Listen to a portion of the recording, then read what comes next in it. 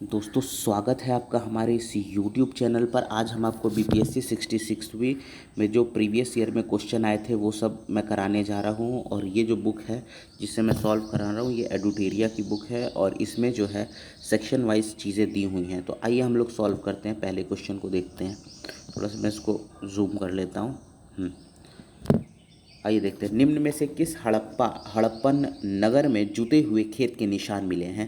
तो देखिए आपको पता होगा जूते हुए खेत के निशान जो है कालीबंगा से मिले हैं और कालीबंगा जो जगह है वो राजस्थान में पड़ता है। कालीबंगा जगह राजस्थान में पड़ता है। नेक्स्ट क्वेश्चन है, त्रिरत्न या तीन रत्न जैसे सटीक ज्ञान, सच्ची आस्था और सटीक क्रिया किससे संबंधित है। तो ये जैन धर्म से संबंधित है। ये चीज़ ध्यान रखिएगा, सटीक ज्ञान, सच्ची आस्था और सटीक क्रिया, ये अगर रहेगा तो जैन धर्म से संबंधित है। नेक्स्ट जो क्वेश्चन है, निम्न में से किस शासक ने चतुर्थ बौद्ध संगीति कश्मीर में आयोजित की। चतुर्थ बौद्ध संगीति कश्मीर में आयोजित किया था, कनिष्क के टाइम में हुआ था। और ये जो चतुर्थ बौद्ध संगीति है इसके जो अध्यक्ष थे वो वसुमित्र थे और इसमें एक उपाध्यक्ष भी थे। और किसी बौद्ध संगीति में उपाध्यक्ष नहीं थे लेकिन इसमें एक उपाध्यक्ष थे जिनका नाम था अश्वघोष। नेक्स्ट क्वेश्चन देखते हैं, निम्न में से किस दर्शन ने परमाणु सिद्धांत का प्रतिपादन किया। तो देखिए परमाणु सिद्धांत का प्रतिपादन वैशेषिक दर्शन में हुआ है। वैशेषिक दर्शन से संबंधित जो थे वो कड़त संबंधित थे। वैशेषिक दर्शन से संबंधित थे कड़त। नेक्स्ट क्वेश्चन जो है वो आपका बनता है, किस दिल्ली सल्तनत ने रक्त और लौह की नीति अपनाई। तो रक्त और लौह की नीति जो अपनाई थी वो बलबन ने अपनाई थी। रक्त और लौह की नीति बलबन ने अपनाई थी। नेक्स्ट क्वेश्चन देख लेते हैं, छठा। देखिए मैं डिटेल इसलिए नहीं बता रहा हूँ ताकि टाइम वेस्ट ना हो, आप पूरे प्रीवियस ईयर को जल्दी से सॉल्व कर लें, नहीं तो बहुत लंबी वीडियो हो जाती है। कौन सा मध्यकालीन भारतीय साम्राज्य व्यापक स्तर पर स्थानीय स्वशासन के लिए प्रसिद्ध था। तो स्थानीय स्वशासन के लिए चोल प्रसिद्ध था और चोल जो थी इनकी राजधानी तंजौर थी। चोलों की राजधानी तंजौर थी। चोलों का जो स्थापना विजयालय ने किया था और विजयालय इसके दो जो थे सबसे प्रसिद्ध शासक हुए हैं, प्रतापी शासक हुए हैं, जिनका पहले वाले का नाम राजराज था, दूसरे का नाम राजेंद्र प्रथम था। ध्यान रखना इस बात को। और राजेंद्र प्रथम के टाइम पे ही सबसे ज़्यादा इनका राज्य विस्तार हुआ था। उसके बाद है परचीनकारी या पिट्रा ड्यूरा निम्न में से किससे संबंधित है। तो दीवारों, देखिए इसका आंसर होगा दीवारों में अर्ध कीमती पत्थर जड़कर फूलों की नक्काशी करना। देखिए दीवारों में जो पीछे ऐसे पत्थर, रंग बिरंगे पत्थर लगा दिए जाते थे, इन्हीं को पिट्रा ड्यूरा कहा जाता था उस टाइम पे। नेक्स्ट है, किस मुगल शासक ने चित्रकारी के लिए कारखाना बनवाया। तो देखिए चित्रकारी के लिए अगर कारखाने की बात करेंगे तो ये अकबर ने बनवाया। वैसे सबसे ज़्यादा चित्रकारी का विकास जहांगीर के टाइम में हुआ था, लेकिन अगर बोलेगा कारखाना किसने बनवाया तो इसका आंसर अकबर होगा। नेक्स्ट क्वेश्चन जो है वो है, हाँ ये वाला है। नेक्स्ट है, इनमें से किसने 1857 के विद्रोह में सक्रिय भाग लिया था। देखिए नाना साहेब ने भी सक्रिय भाग लिया था और ये कानपुर से थे, ये बात सही है। बेगम हजरत महल लखनऊ से थी, ये भी सही है। मौलवी अहमदुल्ला फैज़ाबाद से थे, ये भी सही है। और दिल्ली से बेगम जिन्नत महल, देखिए दिल्ली से बेगम जिन्नत महल नहीं थी, बहादुर शाह थे। बहादुर शाह दिल्ली से थे। नेक्स्ट क्वेश्चन जो है, नेक्स्ट क्वेश्चन हमारा है, किस अधिनियम के बारे में जवाहरलाल नेहरू ने कहा था कि हमें एक ऐसी कार दी गई है जिसमें सब ब्रेक थे किंतु इंजन नहीं था। तो देखिए ये जवाहरलाल नेहरू ने कहा था 1935 के अधिनियम के बारे में कि सब के सब ब्रेक है किंतु हमारा इंजन ही गायब है, ये बोला था इन्होंने। दांडी, देखिए नेक्स्ट क्वेश्चन है, दांडी यात्रा कितने दिन चली। तो दांडी यात्रा की बात करें तो दांडी यात्रा 24 दिनों तक चली थी। तो दांडी यात्रा जो है स्टार्ट हुई थी 12 मार्च 1930 को, 12 मार्च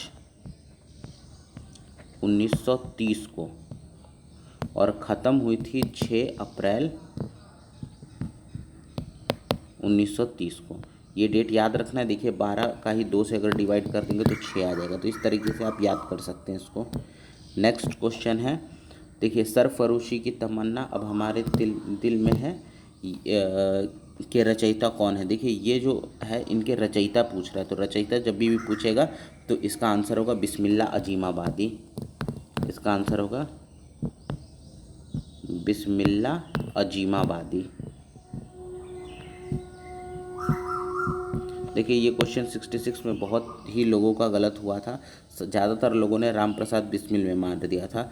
राम प्रसाद बिस्मिल जो है इन्होंने इसको गाया था, न कि इन्होंने लिखा था बिस्मिल्लाह अजीमाबादी ने। नेक्स्ट क्वेश्चन देख लेते हैं 13th। बंगाल विभाजन के प्रत्याघात के रूप में कौन सा आंदोलन शुरू हुआ। तो देखिए बंगाल विभाजन के प्रत्याघात में स्वदेशी आंदोलन शुरू हुआ था। स्वदेशी आंदोलन शुरू हुआ था। अब ध्यान रखना है बंगाल विभाजन की घोषणा कब हुई, ये क्वेश्चन आते हैं।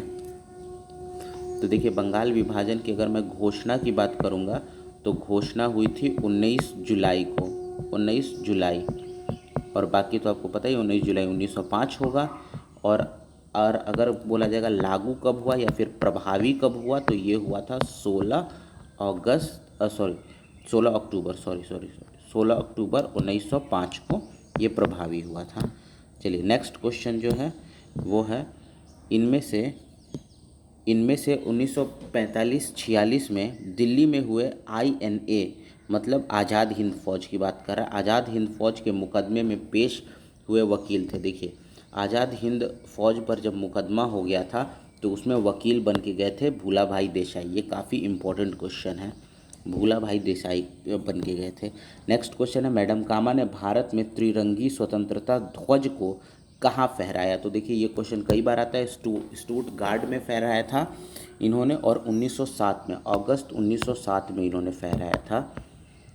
सबसे पहले झंडा जो फहराया था 3 रंग वाला वो इन्होंने ही फहराया था। 22 अगस्त को फहराया था, 22 अगस्त 1907 को, ध्यान रखना है डेट भी। नेक्स्ट है निम्न में से कौन सी जोड़ी सही है। सही जोड़ी की पहचान करना है हमें। तो इसमें देखिए जो बी वाली जोड़ी है CR दास को देश बंधु कहा जाता था, यही वाली जोड़ी सही है। बाकी जोड़ी सही नहीं है, क्योंकि देखिए अगर विनोबा भावे की बात करें तो ये प्रथम सत्याग्रही थे और श्यामजी कृष्ण वर्मा जो थे वो श्यामजी कृष्ण वर्मा ने पेरिस में नहीं लंदन में इन्होंने इंडिया हाउस की स्थापना की थी, ये सही है। और उसके बाद है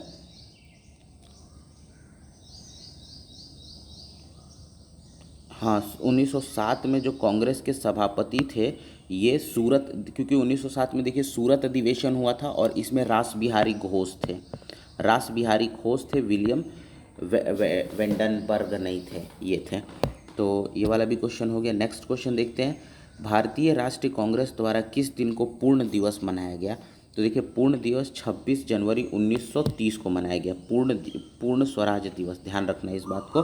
और यही कारण था कि जब संविधान बन गया तो इसी दिन इन्होंने स्टार्ट कर दिया था कि 26 जनवरी 1950 के रूप में गणतंत्रता दिवस मनाया जाता है।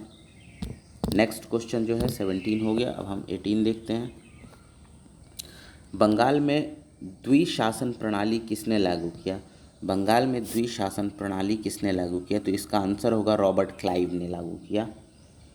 रॉबर्ट क्लाइव इसका सही आंसर होगा। तो रॉबर्ट क्लाइव ने देखिए 1765 जो टाइम था उसमें बंगाल में द्विशासन लागू किया। 1765 में इन्होंने लागू किया द्विशासन।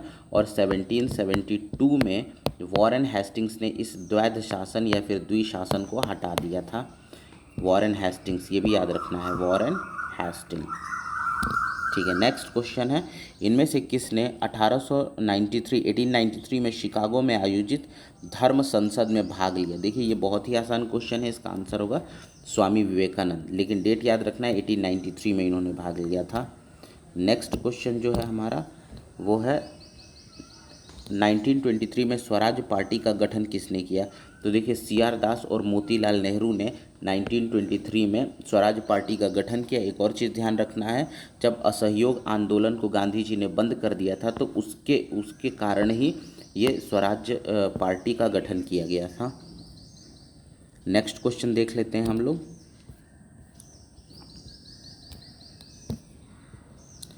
प्रसिद्ध नाटक नील दर्पण प्रसिद्ध नाटक नील दर्पण, जिसमें इंडिगो की खेती करने वाले किसानों के दमन का चित्रण किया गया है, की रचना किसने की? तो देखिए ये जो दीनबंधु मित्र थे, इन्होंने नील दर्पण की रचना की थी। लेकिन एक चीज़ ध्यान रखना है, इसमें नील दर्पण में इंडिगो की खेती करने के लिए किसानों के दमन का चित्रण किया गया है। ये भी याद रखना है कि इस बुक में क्या चीज़ का चित्रण किया गया है।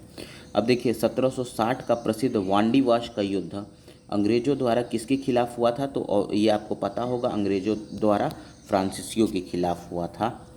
नेक्स्ट क्वेश्चन की ओर बढ़ जाते हैं हम लोग। लिखा हुआ है, निम्न में से किस अधिनियम में भारत में पृथक निर्वाचन मंडल का आरंभ हुआ? देखिए पृथक निर्वाचन मंडल का आरंभ जो हुआ वो 1909 के अधिनियम से हुआ। 1909 के अधिनियम से पृथक निर्वाचन मंडल का 1909 के अधिनियम से हुआ था ये। नेक्स्ट क्वेश्चन है, 1831 में बुद्धो भगत के नेतृत्व में कोल विद्रोह किस क्षेत्र में हुआ? तो देखिए कोल विद्रोह जो हुआ था वो सिंह भूमि वाले क्षेत्र में हुआ था।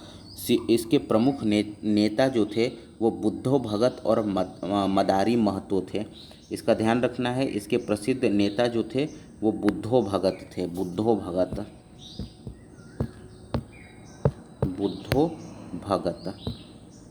बुद्धो भगत इसके प्रसिद्ध नेता थे, ये चीज़ ध्यान रखना है। नेक्स्ट जो क्वेश्चन है हमारा वो ये है, निम्न में से किस कॉलेज में गांधी जी ने पढ़ाई की थी? तो देखिए श्यामल दास कॉलेज भावनगर में एक कॉलेज पड़ता है, वहीं पे गांधी जी ने पढ़ाई की थी, प्रारंभिक शिक्षा की। देखिए इन्होंने जो प्रारंभिक पढ़ाई है ये राजकोट में किया। प्रारंभिक पढ़ाई जो है इन्होंने राजकोट में किया था। प्रारंभिक पढ़ाई राजकोट में किया। मैट्रिक उत्तीर्ण होने के बाद इन्होंने भावनगर में, देखिए जब ये 10th क्लास पास हो गए थे इसके बाद फिर इन्होंने यहाँ पे एडमिशन लिया। नेक्स्ट क्वेश्चन जो है, अब देखिए बिहार स्पेशल अब स्टार्ट होता है। ये सब क्वेश्चन कंप्लीट, अब बिहार स्पेशल पे आते हैं हम लोग। बिहार के प्रथम मुख्यमंत्री कौन थे? बिहार के जो प्रथम मुख्यमंत्री थे श्री कृष्ण सिंह थे। नेक्स्ट है, भारत में कांग्रेस का प्रथम अधिवेशन रखा गया था। प्रथम अधिवेशन जो है वो पटना में हुआ था। एक्चुअल में हुआ बांकीपुर में था और बांकीपुर जो है वो पटना में है। बांकीपुर में हुआ था जो कि पटना में पड़ता है। नेक्स्ट क्वेश्चन जो है वो है, जयप्रकाश नारायण को कौन सी उपाधि दी गई थी? तो जयप्रकाश नारायण को लोकमान्य की उपाधि दी गई थी। लोकमान्य की उपाधि लोकमान्य नहीं, लोकनायक की उपाधि जो है जयप्रकाश नारायण को दी गई थी। लोकनायक की उपाधि जयप्रकाश नारायण को। बिहार की स्थापना कब हुई थी? तो देखिए बिहार की स्थापना 1912 में हुई थी। नेक्स्ट क्वेश्चन है, तीनकठिया आंदोलन। देखिए तीनकठिया आंदोलन जो है में नील की खेती के लिए भूमि का कितना भाग अमानत रखा जाता था? तो देखिए 3 कठिया मतलब 3/20। देखिए कठिया मतलब होता है कट्ठा, एक कट्ठा में एक बीघा में 20 कट्ठा आता है, तो 3/20 होगा, 3/20 इसका आंसर होगा। नेक्स्ट जो है, रामविलास पासवान ने अपना राजनीतिक सफ़र किस राजनीतिक दल से प्रारंभ किया? तो इन्होंने संयुक्त सोशलिस्ट पार्टी से स्टार्ट किया था अपना राजनीतिक सफ़र। बिहार के राजनीतिक स्वर्गीय रघुवंश प्रसाद सिंह पहली बार किस लोकसभा के लिए निर्वाचित हुए थे? किस लोकसभा से के लिए निर्वाचित हुए थे? तो इनका यहाँ पे होगा 11वीं लोकसभा के लिए निर्वाचित हुए थे। नेक्स्ट जो क्वेश्चन है, चंपारण में इंडिगो के किसानों की दशा और गांधी जी का ध्यान आकर्षित किसने आकर्षित किया? तो इसका आंसर राजकुमार शुक्ल होगा। ये आसान क्वेश्चन है, आपको पता होगा। प्राचीन महाजनपद मगध की प्रथम राजधानी क्या थी?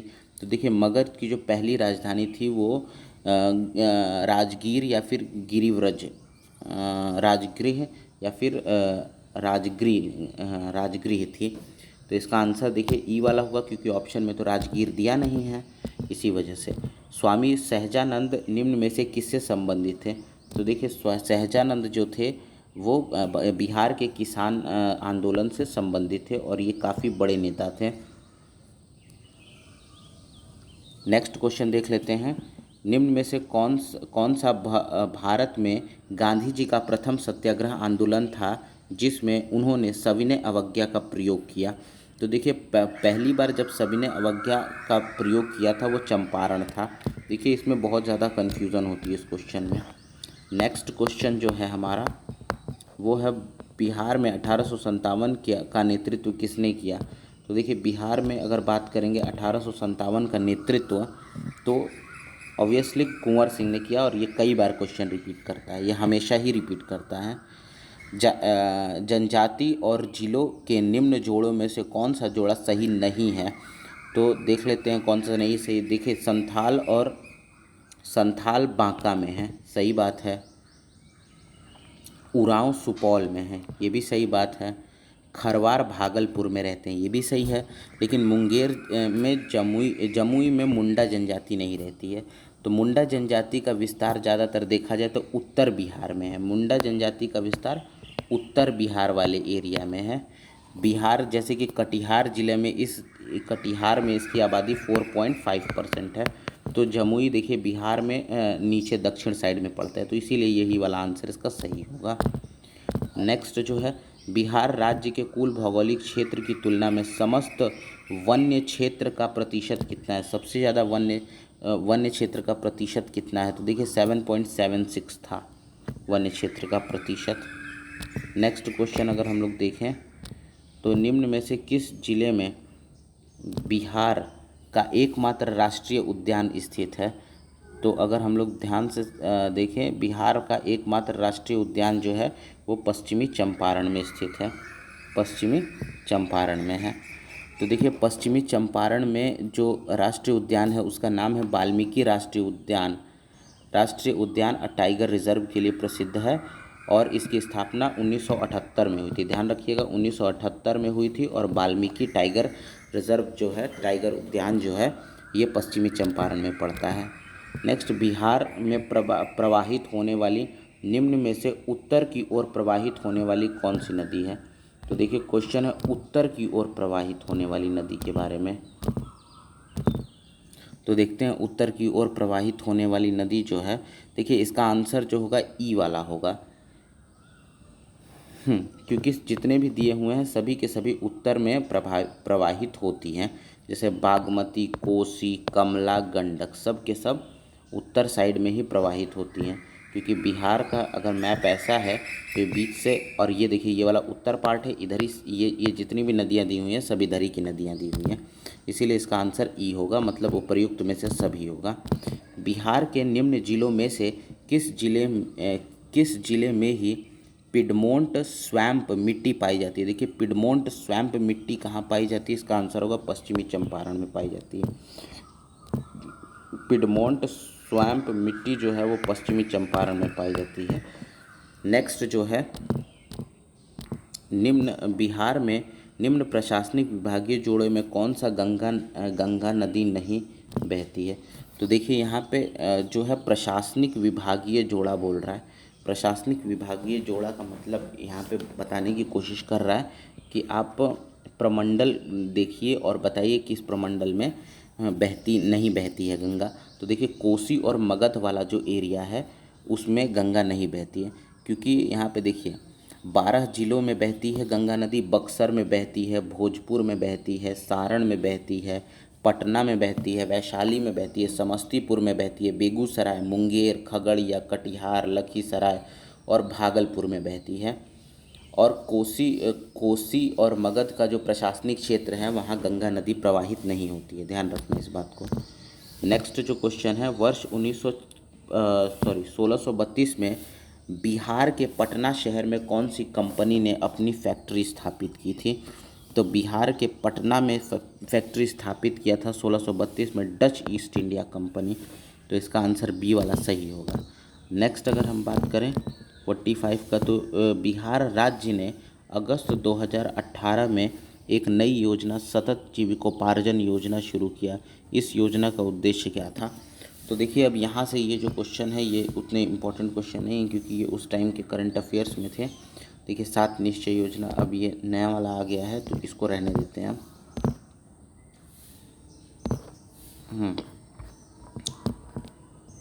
अब हम लोग स्टार्ट करते हैं वो बिहार करंट अफेयर से, इसलिए मैंने उसको नहीं कराया। अब भारतीय राज्य व्यवस्था एवं संविधान देख लेते हैं।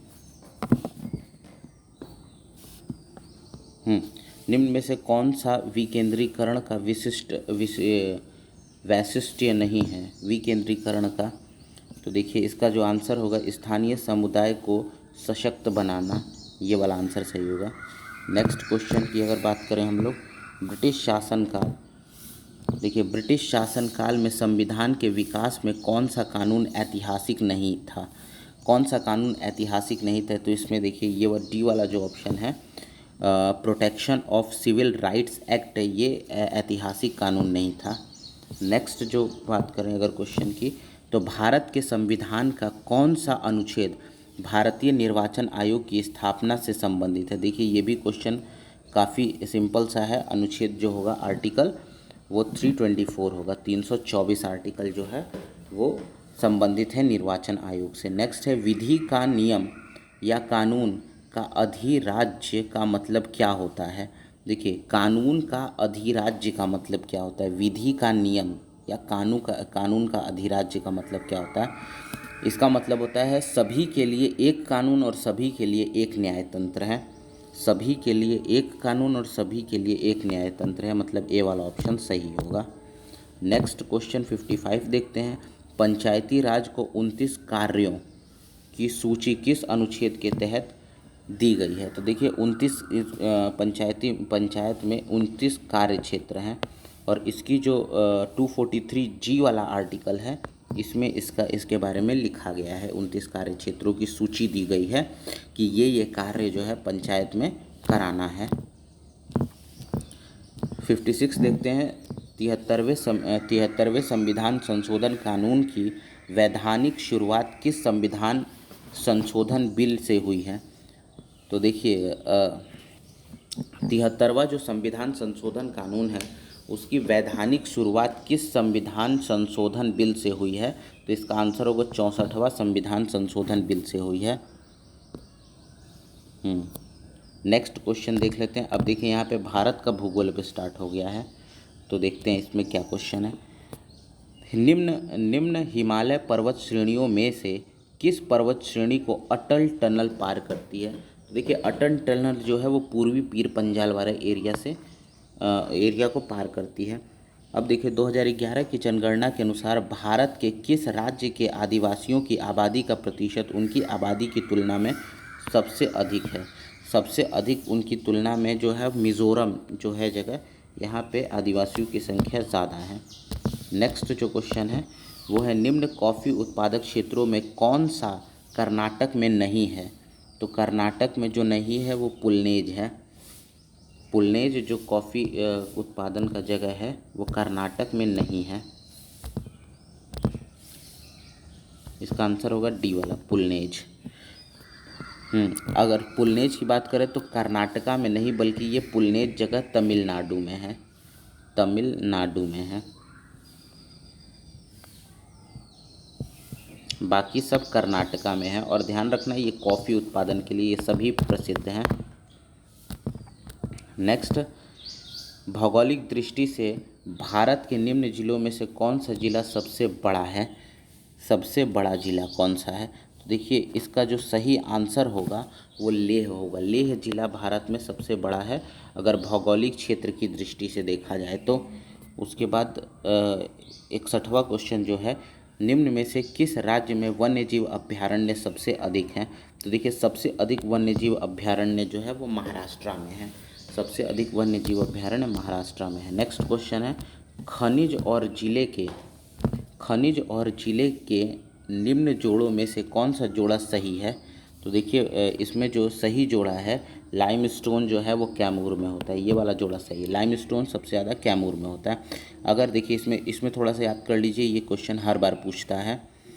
तो मैग्नीज़ जो होता है मुंगेर और गया में होता है। मैग्नीज़ मुंगेर और गया में होता है। कोयला औरंगाबाद में। चूना पत्थर रोहतास कैमूर में। गंधक रोहतास और अंजोर में होता है। सिलीमेनाइट जो है वो गया जिला में होता है। सीसा भागलपुर में होता है। बॉक्साइट मुंगेर में होता है। और बेरिलियम की बात करें तो ये गया और नवादा क्षेत्र में मिलता है। तो इतनी चीज़ें आपको याद होनी चाहिए। चलिए नेक्स्ट क्वेश्चन देख लेते हैं। अब विश्व का भूगोल। देखिए भौगोलिक क्षेत्र की दृष्टि से जापान में सबसे बड़ा द्वीप कौन सा है? तो जापान का की बात करें तो सबसे बड़ा द्वीप होन्शु है और होन्शु पर ही इसकी कैपिटल है। और अगर दुनिया की बात करें तो दुनिया में 7वां सबसे बड़ा द्वीप है, होन्शु द्वीप है। और ठीक है, जापान की जो कैपिटल है टोक्यो, वो भी होन्शु द्वीप पर है। ग्रीनलैंड निम्न में से किस देश का भाग है? तो ग्रीनलैंड जो है वो डेनमार्क का भाग है, ये ध्यान रखना है, ग्रीनलैंड डेनमार्क का भाग है। नेक्स्ट क्वेश्चन, निम्न देशों में से किस देश में 2019 में सालाना सबसे अधिक सोने का उत्पादन हुआ? सोने का जो सबसे अधिक उत्पादन हुआ वो चीन में हुआ। नेक्स्ट, निम्न में से किस महाद्वीप में सबसे अधिक देश हैं? किस महाद्वीप में सबसे अधिक देश हैं? तो देखिए सबसे अधिक देश की बात करें तो वो अफ्रीका में है। सबसे बड़ा महाद्वीप एशिया है, लेकिन सबसे ज़्यादा देश जो हैं वो अफ्रीका में हैं। टोटल अगर बात की जाए तो अफ्रीका में 54 देश हैं। और अगर एशिया की बात की जाए तो इसमें 48 देश है। यूरोप की बात की जाए तो 44 देश हैं। और उत्तरी अमेरिका में 23 देश आते हैं उत्तरी अमेरिका में। नेक्स्ट, अब देखिए अर्थव्यवस्था से संबंधित निम्न राज्यों में से कौन सा राज्य भारत में सर्वाधिक सौर ऊर्जा का उत्पादन करता है? तो देखिए सबसे ज़्यादा सौर ऊर्जा का उत्पादन की बात करें तो इसका आंसर कर्नाटका होगा। कर्नाटका में जो है 7,100 मेगावाट उत्पादन होता था। नेक्स्ट, उद्योग के स्थान पर निम्न जोड़े में से कौन सा जोड़ा सही नहीं है? उद्योग के लिए कौन सा जोड़ा सही नहीं है? तो रेल डिब्बा और अभियांत्रिकी भागलपुर, ये वाला सही नहीं है, बाकी सब के सब सही हैं। देखिए वैगन व्हील और इंजीनियरिंग सेंटर की बात की जाएगी तो उसका आंसर मुजफ्फरपुर होगा। Oil refinery Barauni, cement Banjari में है और फर्टिलाइजर भौराही में है, ध्यान रखना है। नेक्स्ट क्वेश्चन है, भारत में खाद्य प्रबंधन का निम्न में से कौन सा एक उद्देश्य नहीं है? खाद्य प्रबंधन का एक उद्देश्य नहीं है तो खाद्यान्नों का निर्यात करना उद्देश्य नहीं है, बाकी खाद्यान्नों का वितरण ये उद्देश्य है, खाद्यान्नों की खरीद ये भी, और खाली खाद्यान्नों का वितरण ये एक उद्देश्य नहीं है। नेक्स्ट, भारत में राजस्व घाटे से तात्पर्य है। राजस्व घाटे से क्या तात्पर्य है देख लेते हैं। तो भारत सरकार को अपने व्यय के वित्त पोषण के लिए उधार लेने की आवश्यकता है जो पूंजीगत परिसंपत्तियों का निर्माण नहीं करती है। ये वाला बी वाला ऑप्शन इसका सही हो जाएगा। नेक्स्ट क्वेश्चन देख लेते हैं। नेक्स्ट जो है 2019-20 में कौन सा देश भारत का सर्वाधिक व्यापारिक भागीदारी वाला देश बन गया था? तो इसका संयुक्त राज्य अमेरिका होगा, संयुक्त राज्य अमेरिका। नेक्स्ट, भारतमाला परियोजना से भारत का निम्न में से कौन सा इंफ्रास्ट्रक्चर क्षेत्र संबंधित है? तो देखिए सड़क इंफ्रास्ट्रक्चर संबंधित है भारतमाला परियोजना से।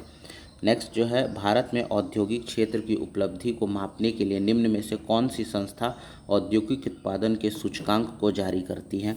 औद्योगिक उत्पादन के सूचकांक को केंद्रीय सांख्यिकी कार्यालय मतलब CSO जारी करती है। CSO, ये सी वाला ऑप्शन सही होगा। नेक्स्ट, अब देखिए यहाँ से भौतिक फिजिक्स से स्टार्ट होता है।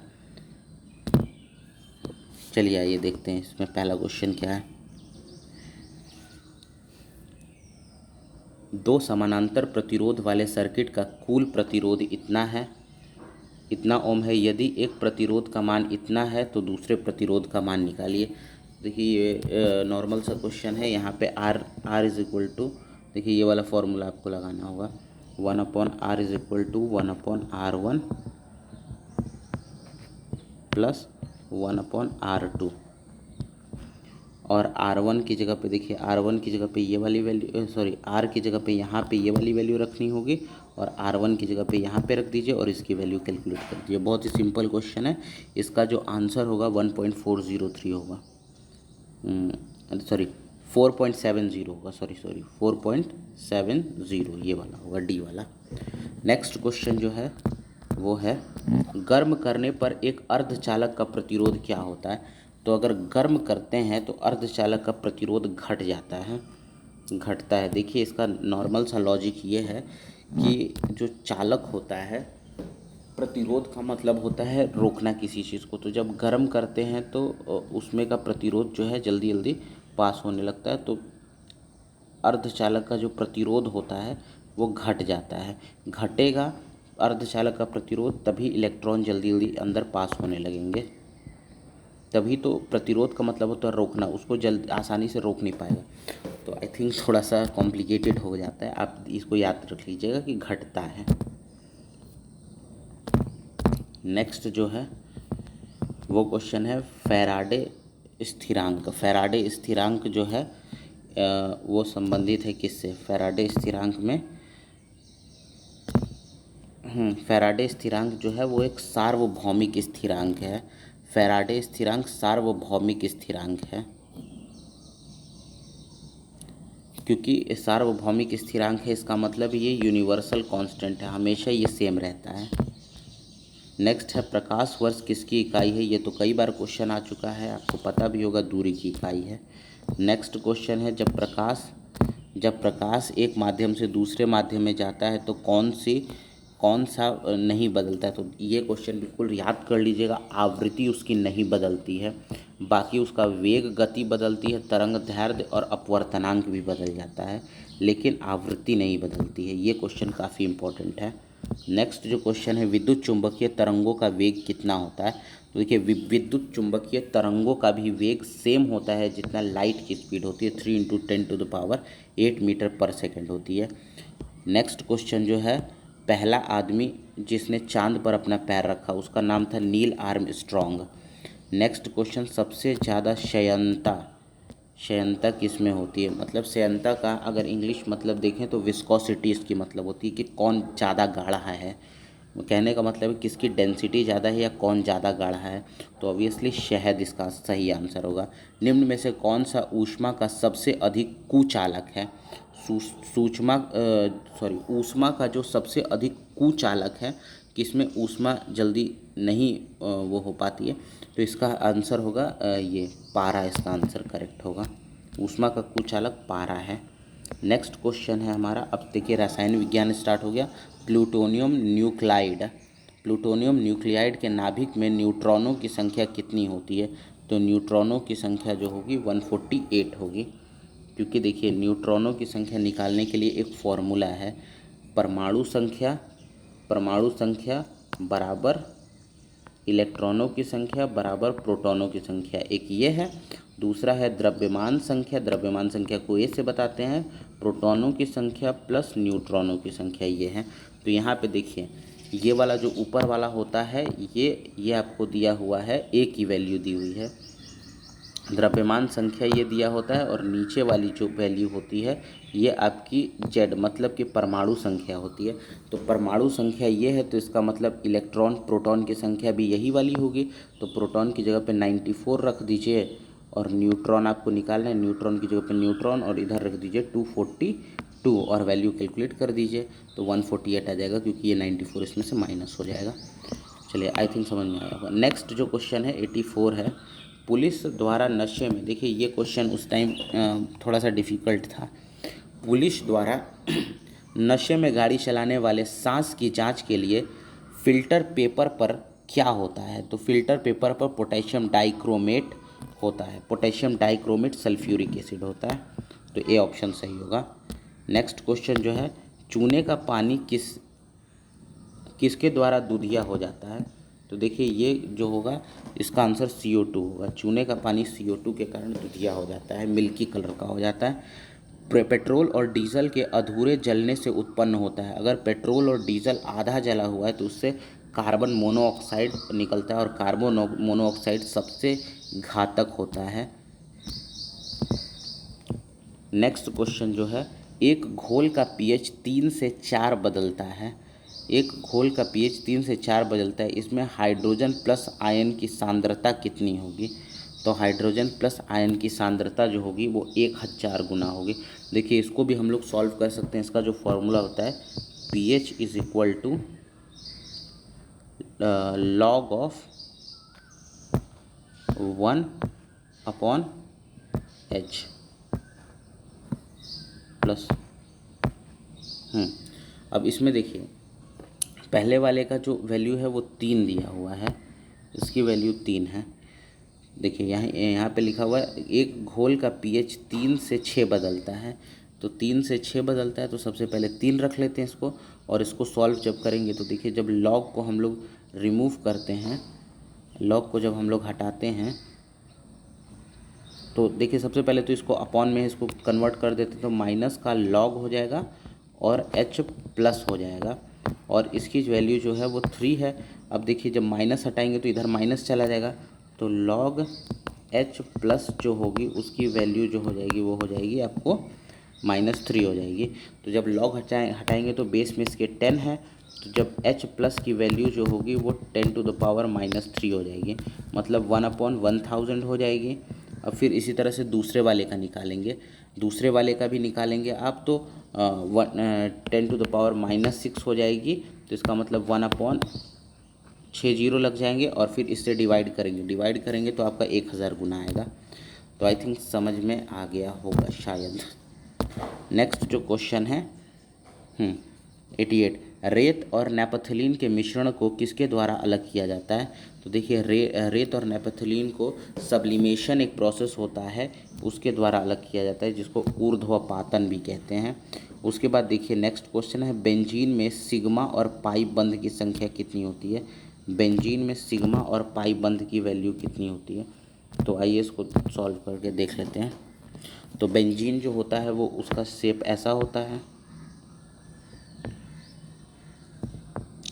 और अल्टरनेट मतलब एक को छोड़ के डबल डबल बॉन्ड होता है, ये ऐसा होगा।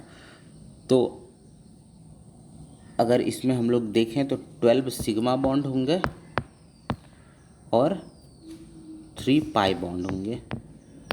पाई बॉन्ड देखिए जहाँ डबल बॉन्ड है उसको पाई बॉन्ड कहते हैं। तो देखिए 1 2 और 3 पाई बॉन्ड होगा, और बाकी सबको गिन लीजिए तो वो सिग्मा बॉन्ड होते हैं।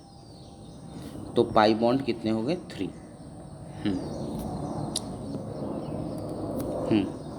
तो कितने 3 पाई बॉन्ड और 12 सिग्मा बॉन्ड, ये वाला ऑप्शन सही होगा, सी वाला ऑप्शन। नेक्स्ट क्वेश्चन जो है, यूरिया में उपस्थित होने वाले तत्व हैं।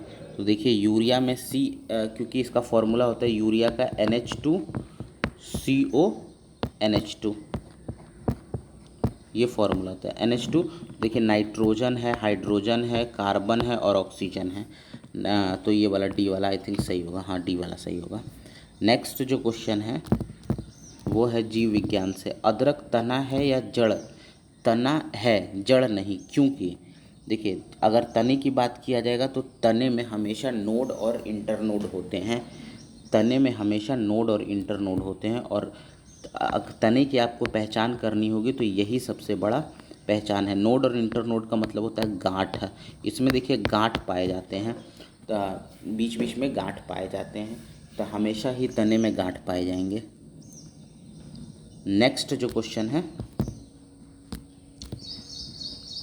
गांठ पाए जाते हैं जिस पे पेड़ पे चढ़ने के लिए हम गांठ का यूज़ करते हैं और उससे पेड़ पे चढ़ते हैं, आपने देखा भी होगा गांठ। निम्न में से सबसे मीठी चीनी कौन सी है? तो देखिए सबसे मीठी चीनी जो है वो फ्रक्टोज है। फ्रक्टोज जो है सबसे मीठी चीनी है। नेक्स्ट क्वेश्चन देख लेते हैं अब। हाँ नेक्स्ट है हमारा, निम्न में से कौन सा एक सच्चा फल नहीं है? सच्चा फल नहीं है इसका मतलब झूठा फल है। कौन सा झूठा फल है या फिर फॉल्स फ्रूट है? तो देखिए फॉल्स फ्रूट की अगर हम लोग बात करें तो इसका आंसर जो होगा वो सेब होगा, और ये फॉल्स फ्रूट इसलिए है क्योंकि इसका जो निषेचन होता है ये पुष्पासन में होता है। सबका निषेचन जो होता है वो अंडाशय में होता है, लेकिन इसका निषेचन यहाँ पे होता है, पुष्पासन में होता है, जिसको कि हम लोग थैलेमस बोलते हैं, इसीलिए इसको हम लोग झूठा फल मानते हैं। नेक्स्ट, और भी अगर हम लोग झूठे फल का अगर एग्जांपल ले लें तो स्ट्रॉबेरी, अनानास, अंजीर, सेब, नाशपाती, ये सब के सब झूठे फल हैं। और सच्चे फल में तो आपको पता है 90% सच्चे ही फल होते हैं, जैसे कि अंगूर हो गया, आम हो गया, ये सब सच्चे फल हैं। नेक्स्ट, ये वाला हो गया, फलियां अत्यधिक पौष्टिक होती हैं क्योंकि इसमें प्रचुर मात्रा में होता है, इसमें प्रचुर मात्रा में देखिए प्रोटीन होता है, फलियों में प्रोटीन होता है। लौंग एक मसाला है, लौंग एक मसाला है, पौधे के किस भाग से प्राप्त होता है? देखिए लौंग जो है वो पौधे के फूल की कली से प्राप्त होता है, फूल की कली से लौंग प्राप्त होता है। नेक्स्ट क्वेश्चन देख लेते हैं, मांसपेशियों के दर्द के उपचार के लिए इंफ्रारेड का यूज़ करते हैं, मांसपेशियों के दर्द के लिए इंफ्रारेड का यूज़ करते हैं, ध्यान रखना है। दूध किसका घटिया स्रोत है? घटिया मतलब कि अच्छा स्रोत नहीं है, तो दूध जो है वो विटामिन सी दूध में नहीं मिलता है आपको, बाकी सारी चीज़ें मिलती है पर विटामिन सी नहीं मिलता है। नेक्स्ट, ग्लूकोज को एथिल अल्कोहल, ग्लूकोज को एथिल अल्कोहल में किस एंजाइम द्वारा बदला जाता है? तो इसका जो सही आंसर होगा जाइमेज होगा और ईस्ट, जाइमेज या फिर ईस्ट हो सकता है। देखिए ग्लूकोज का होता है C6H12O6, ये होता है। अगर हम लोग इसको एथिल अल्कोहल में, एथिल अल्कोहल का C2H5OH होता है, अगर इसमें बदलना है प्लस CO2 होता है तो यहाँ पे जाइमेज का यूज़ करना पड़ेगा, ईस्ट।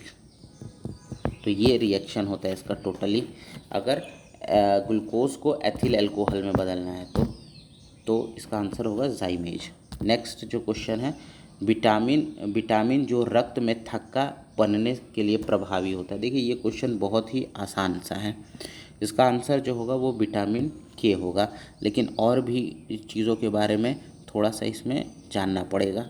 इसमें जो होता है देखिए इसमें जो थ्रोम्ब्रिन होता है प्लस फाइब्रिनोजन जो होता है वो फाइब्रिन बना लेता है, और फाइब्रिन जो होता है वो ब्लड कॉर्पसल्स बना लेता है, और इसी वजह से ये क्लॉट को रक्त में थक्का जमा देता है। तो ये पूरा प्रोसेस होता है इसका थक्का जमाने का। नेक्स्ट क्वेश्चन जो है वो है, महिला सेक्स हार्मोन कौन सा है? तो देखिए महिलाओं का सेक्स हार्मोन जो होता है वो उसको एस्ट्रोजन कहते हैं, और पुरुषों का सेक्स हार्मोन की अगर हम लोग बात करें तो टेस्टोस्टेरोन कहते हैं, टेस्टोस्टेरोन। नेक्स्ट जो है पार्किंसन बीमारी, पार्किंसन बीमारी के उपचार के विकास के लिए किसको नोबेल पुरस्कार दिया गया? तो देखिए इसको नोबेल पुरस्कार की बात करें तो आर्विड कार्लसन को दिया गया, आर्विड कार्लसन को। थायराइड ग्रंथि की खराबी किसकी कमी से होती है? तो देखिए थायराइड ग्रंथि खराब हो जाती है आयोडीन की कमी से, और ग्वाइटर नामक रोग हो जाता है, ध्यान रखना है। कड़वाहट के लिए मानव जीभ का संवेदनशील क्षेत्र कौन सा है? देखिए कड़वाहट की बात करेंगे तो पीछे का भाग है। अगर मैं यहाँ पे स्ट्रक्चर अगर जीभ की बनाऊँ इस तरीके से, तो जीभ का जो पीटर वाला पार्ट है, पीछे वाला पार्ट है, ये कड़वाहट के लिए है। खट्टे के लिए ये वाला पार्ट होता है, इधर और इधर दोनों पार्ट ये खट्टे के लिए होता है। नमक के लिए, सॉल्टी के लिए इधर वाला पार्ट आता है। और अगर मीठे की बात करेंगे तो यहाँ पे देखिए मीठे के लिए ये वाला भाग, सॉल्टी के लिए ये वाला भाग, सॉल्टी के लिए ये वाला भाग, स्वीट के लिए ये वाला भाग, सोर के लिए ये वाला भाग मतलब खट्टे के लिए, और ये वाला भाग जो होता है बिटर मतलब कि ये कड़वाहट के लिए। तो ये याद रखना है, थोड़ा सा इम्पॉर्टेंट है ये वाला चीज़। नेक्स्ट जो है समसामयिकी घटना, तो समसामयिकी तो क्योंकि ये पुराना हो गया इसलिए इसको करने की ज़रूरत नहीं है, इसको स्किप कर देते हैं। उसके बाद नेक्स्ट है ये गणित बचता है। तो गणित में देखिए मैं जल्दी आंसर बता देता हूँ, आप सॉल्व कर लीजिएगा, इस पे आंसर पे टिक लगा लीजिएगा। उसके बाद जो 141 वाला क्वेश्चन है, 141 का ए होगा, इसका आंसर 4 आएगा। 142 का भी ए होगा, इसका आंसर 194481 आएगा। नेक्स्ट 143 की बात करें तो 143 का जो आंसर होगा वो सी होगा, मतलब 180 होगा। उसके बाद 144 की अगर हम लोग बात करें तो 144 का बी वाला होगा, और 145 की अगर हम बात करें तो 145 का सी होगा। 146 की अगर बात करें तो 146 का ए होगा, ए वाला होगा 10 आंसर इसका सही होगा। 147 की अगर बात करें तो 147 का बी 11 दिन होगा। 148 की अगर हम लोग बात करें तो 148 का जो होगा वो सी 155 डिग्री होगा। 148 के बाद 149 की अगर हम लोग बात करें तो 149 पे बी होगा ऑप्शन 143642। और 150 की अगर हम लोग बात करें तो 150 का जो करेक्ट आंसर होगा वो होगा बी वाला ऑप्शन। तो आई थिंक क्वेश्चन आपको समझ में आए होंगे। अगर वीडियो अच्छी लगी तो लाइक करिए। तब तक के लिए धन्यवाद।